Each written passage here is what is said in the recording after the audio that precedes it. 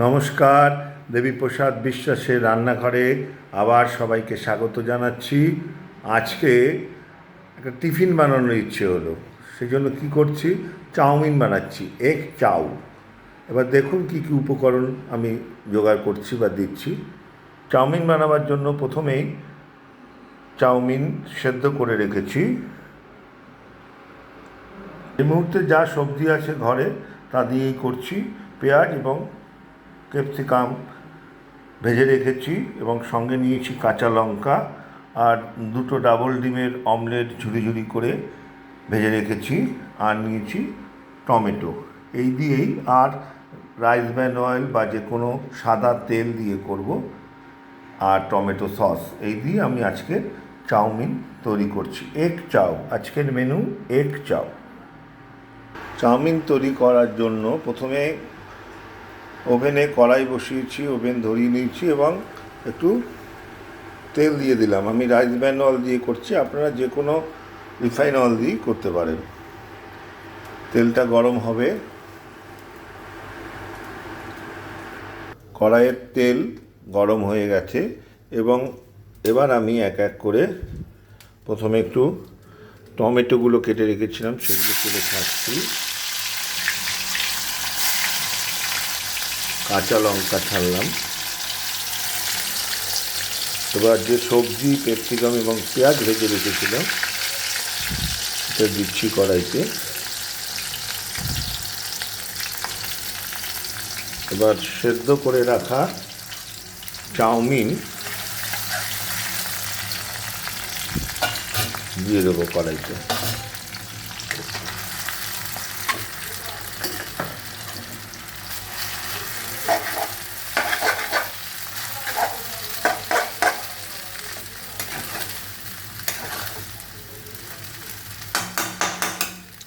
পরিমাণ মতো নুন দিচ্ছি,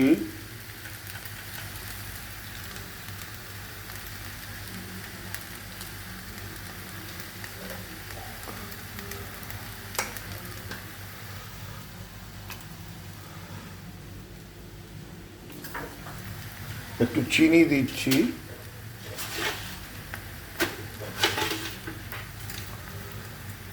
আর দেব স্কোয়া সস। একটু স্কোয়া সস দিচ্ছি।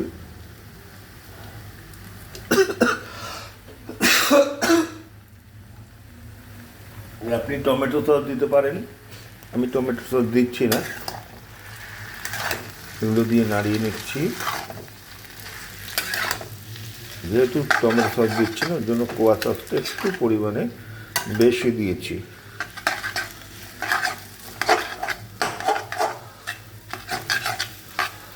এবার আমি যে ডিম ভেজে রেখেছিলাম, ডিমের কুচি, সেটা ঢেলে দিলাম।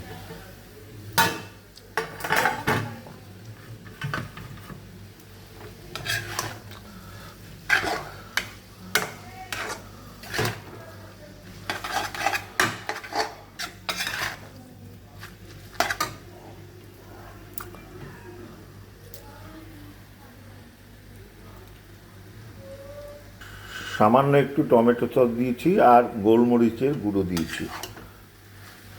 তৈরি হয়ে গেল আজকের মেনু এগ চাউমিন। তৈরি হয়ে গেছে আজকের এগ চাউ, এবং ঘরে চিলি চিকেন তৈরি করা ছিল। আজকের টিফিন, সুন্দর টিফিন, এগ চাউ এবং চিলি চিকেন। নমস্কার, আপনারাও বাড়িতে ট্রাই করুন, যা যা যেভাবে বললাম সেভাবে করুন। আশা করি ভালো মতো তৈরি করতে পারবেন।